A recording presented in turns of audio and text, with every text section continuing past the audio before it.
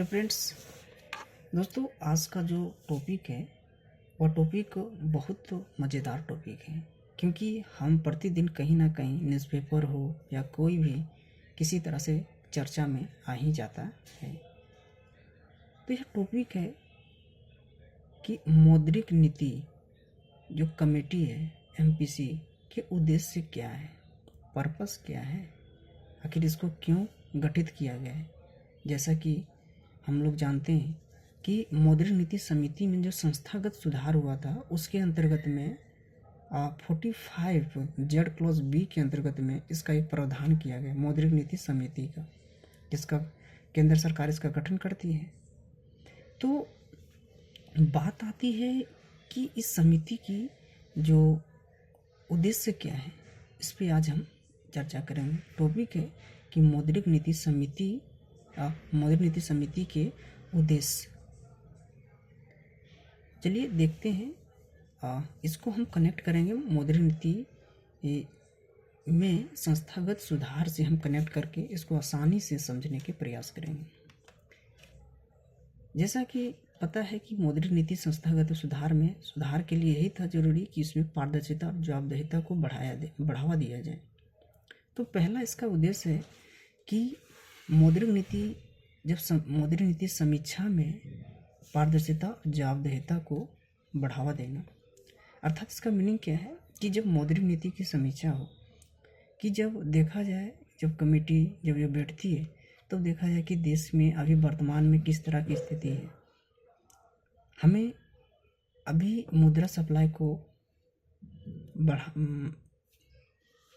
को बढ़ाना है या इसको नियंत्रित करना है, किस तरह के परिवर्तन करना है, सभी पर्सपेक्टिव से देखकर। जैसे कि हम केंद्रीय निर्देशक बोर्ड में हम देखे थे कि केंद्रीय निर्देशक बोर्ड में अलग अलग विभिन्न क्षेत्रों से लोग सदस्य केंद्रीय निदेशक बोर्ड का एक मेंबर बनता है।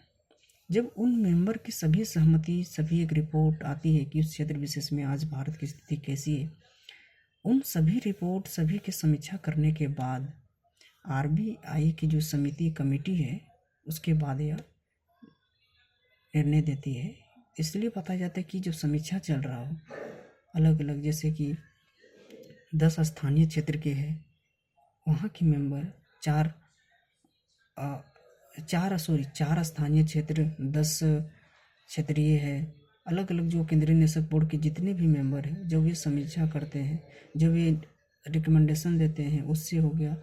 और सभी पर्सपेक्टिव से ध्यान रख के अंततः मौद्रिक नीति समिति के जो मेंबर हैं, टोटल 6 मेंबर होते हैं, उनमें से सभी को ध्यान में रखकर सभी नीतियों को, सभी स्थितियों को पर्सपेक्टिव विश्व स्तर के, यहाँ तक कि भारतीय परिप्रेक्ष्य के साथ साथ भौगोलिक विश्व स्तरीय को ध्यान में रखकर मौद्रिक नीति की समीक्षा में जब समीक्षा हो तो उसमें पारदर्शिता और जवाबदेहिता को बढ़ावा देना इसका एक प्रमुख कार्य है।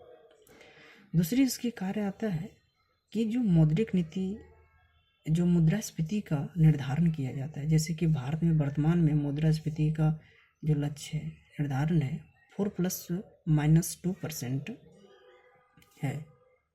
या इस नीति को निर्धारित जो किया, इस नीति को एक सही तरह से बनाए रखना, जो लक्ष्य इसको निर्धारित को बनाए रखना एक दूसरा कार्य हो गया। नेक्स्ट इसका एक कार्य है कि जो मौद्रिक नीति है, जो आरबीआई की एक महत्वपूर्ण नीति माना जाता है, केंद्रीय बैंक की, केंद्रीय संस्था की एक महत्वपूर्ण नीति माना जाता है। तो मौद्रिक नीति और सरकार की जो राजकोषीय नीति है, इन दोनों के मध्य सामंजस्य को बढ़ावा देना, सामंजस्य बनाए रखना, यह मौद्रिक नीति समिति का एक यह भी लक्ष्य होता है। तो ओवरऑल देखिए, हम 3 तरह के प्रमुख लक्ष्यों के बात इसमें हम चर्चा की कि पहला है पारदर्शिता और जवाबदेहिता को बनाए रखना मौद्रिक नीति समीक्षा में। दूसरी है कि जो मुद्रास्फीति का लक्ष्य निर्धारित है 4+- 2%, इसको भी बनाए रखना। तीसरी है कि मौद्रिक नीति और सरकार की राजकोषीय नीति के मध्य क्या करना, यानी कि सामंजस्य बनाए रखना। ठीक है, आज के लिए इतना ही। फिर हम एक नए टॉपिक के साथ मुलाकात करेंगे। Thank you.